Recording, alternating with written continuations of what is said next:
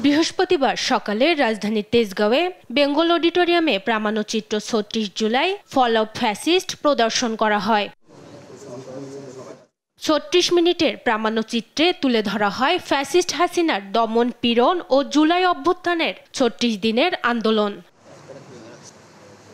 এতে অংশ নিয়ে পেশাজীবী, রাজনীতিবিদ ও সুশীল সমাজের প্রতিনিধিরা বলেন, ফ্যাসিস্টদের দোসররা আবারও মাথাচাড়া দিয়ে ওঠার চেষ্টা করছে।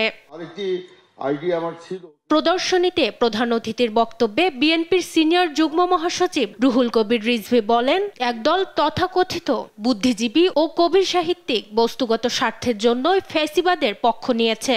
তথাকথিত কবি, সাহিত্যিক, শিল্পী, অভিনয় শিল্পী, তারপরে আমরা সাংস্কৃতিক ব্যক্তিত্ব বা সাংস্কৃতিক চর্চার সাথে, শিল্পের চর্চার সাথে যারা থাকে, এরা বোধহয় তাদের ওই অনুভূতির জায়গাটা বিসর্জন দিয়েছে। কারণ আজকেই পড়লাম এদের অনেককেই রানওয়ের পাশে, যেটা একেবারেই বেআইনি, সেখানে তাদেরকে প্লট দেওয়া হয়েছে।